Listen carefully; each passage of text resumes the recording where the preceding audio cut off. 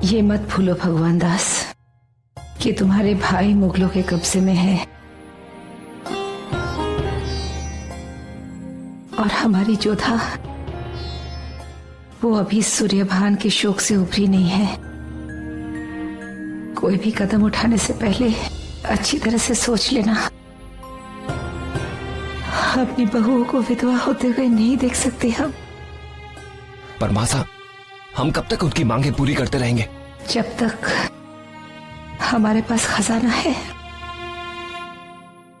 जब सारा धन खत्म हो जाएगा कोई रास्ता नहीं बचेगा।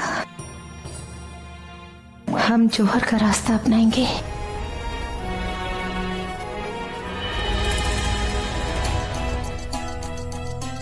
एक रास्ता और है मासा।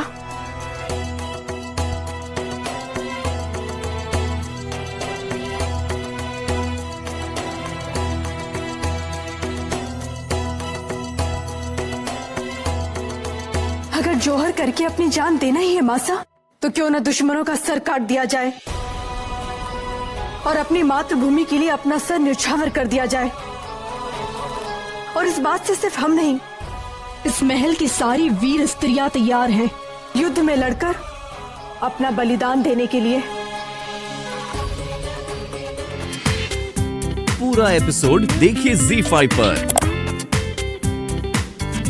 शरीफुद्दीन का लालच, उसकी मनमानी दिन ब दिन भारमल की चिंता बढ़ा रही थी। विधि का विधान, अगर सूर्यभान जीवित होता तो आज के दिन जोधा की शादी उससे हो रही होती। शादी तो अब भी हो रही थी, लेकिन आमेर में नहीं, आगरा में। जलाल की जिंदगी ने एक और मोड़ लिया था। बहरम खान की मौत के बाद उनकी बेगम सलीमा सुल्तान अपने सौतेले बेटे रहीम के साथ महल में आ गई थी।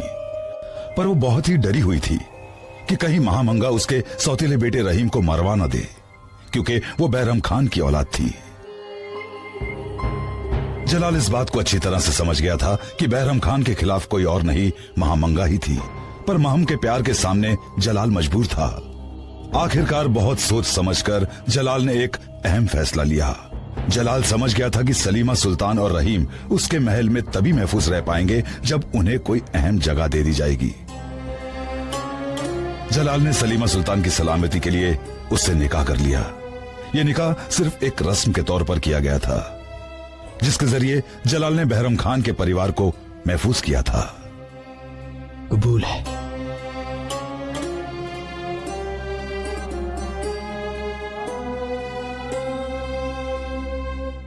कबूल है।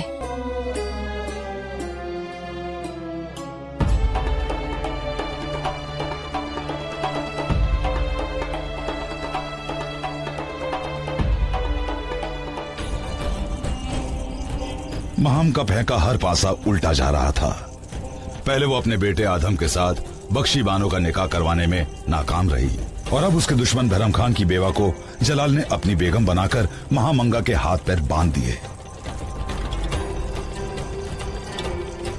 अब तक जलाल ने महम को बख्शा, लेकिन अब एक बात महम पर भारी पड़ने वाली थी। इस वक्त ये दोनों जलाल के होजरे में जरूर कोई राज की बात है। बिल्कुल सही कह रहे हैं जहांपना। मालवा में आदम खान ने मुगलों का नाम मिट्टी में मिला दिया है, और उसने बाज बहादुर की प्रेमिका रूपमती को अपनी हवस का शिकार बनाने की भी कोशिश की।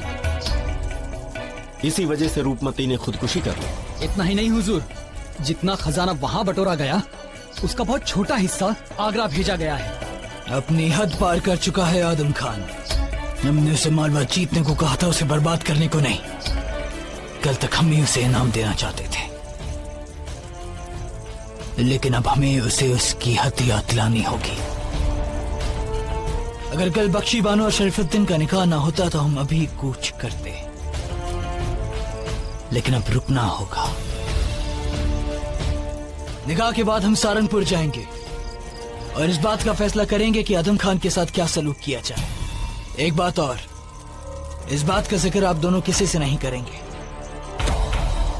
हम अकेले वहां जाएंगे और आदम खान का इल्जाम और उसका अंजाम हम खुद तय करेंगे।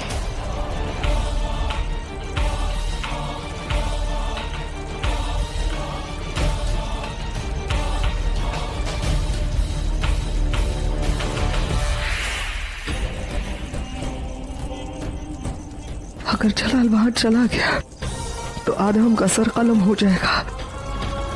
क्या करूं? कैसे बचाऊं अपने बेटे को? कमल जी, अब तो आपके पास सिर्फ एक ही उपाय बचा है। बताइए, उपाय चाहे जो भी हो, शरीफुद्दीन के चंगुल से अपने बेटों को छुड़ाने के लिए हम किसी भी मार्ग पर चलेंगे। बापू साहब कभी कोई गलत मार्ग नहीं चुनेंगे, हमें उन पर पूरा भरोसा है। बताइए चुगते खान, कौन सा उपाय बचा है? मुगल सल्तनत के शहंशाह बादशाह जलालुद्दीन मोहम्मद।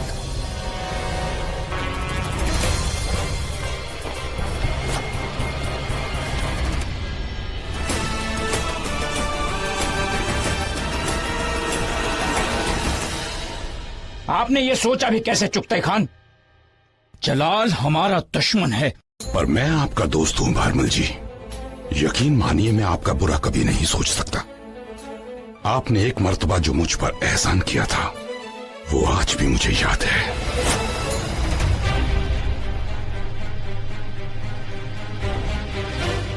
कौन हो तुम?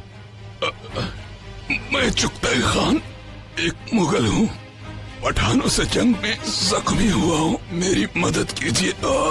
इन्हें जल्दी से राजवैद्य के पास लेकर जाओ। क्षमा करें महाराज, एक तो ये मुगल है, दूसरा पठानों से बचकर भागा है, इसे शरण देना राजनीति नहीं। हम राजवंशों की नीति का मान रखेंगे, और राजवंशों की नीति यह कहती है कि कोई घायल हो, मदद चाहता हो, शरण में आया हो तो उससे मुंह नहीं मोड़ते। इन्हें तुरंत लेकर जाओ, राजवैद्य से इनका उपचार कराओ। और आपकी वो बात मैं मरते दम तक नहीं भूल सकता, ना ही आपके साथ कुछ बुरा होते हुए देख सकता हूँ। आप मेरी बात मानिए, बादशाह जलालुद्दीन से दोस्ती का हाथ बढ़ा लीजिए। पीठ पर वार करने वाला मित्र नहीं होता चुगते खान। वो आमेर में आया था छिपकर हमारे भेद लेने के लिए, हम उस पर भरोसा नहीं कर सकते।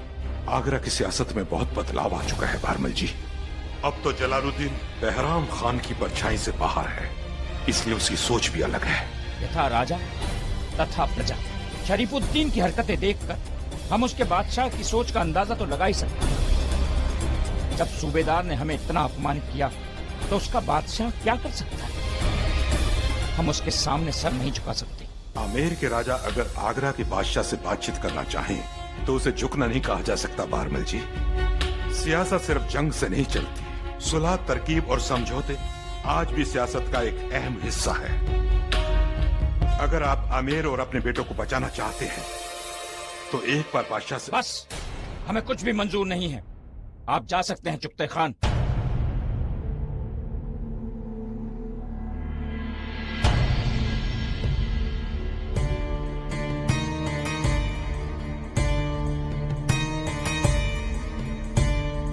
मैं आपका दोस्त हूं भारमल जी, इसलिए आपका मान सम्मान और आपके बेटों को बचाना चाहता हूं। मेरी बात पर एक बार गौर जरूर फरमाइएगा।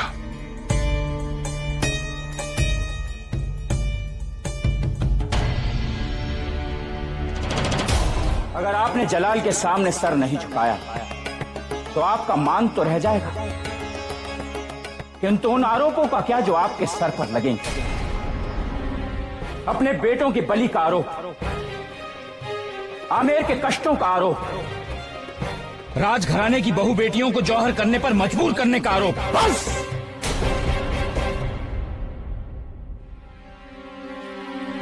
और क्या कहना चाहते हो? बस इतना ही कि इस समय पिता नहीं, राजा बनकर सोचिए। आज जलाल से बात करोगे तो राजा बनकर, सर ऊंचा उठाकर। कल को शरीफुद्दीन ने आमेर पर कब्जा कर लिया तो घुटनों के बल जलाल के दरबार में उपस्थित होना होगा।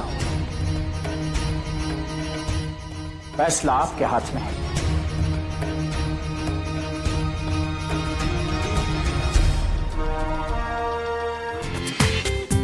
पूरा एपिसोड देखिए ZEE5 पर।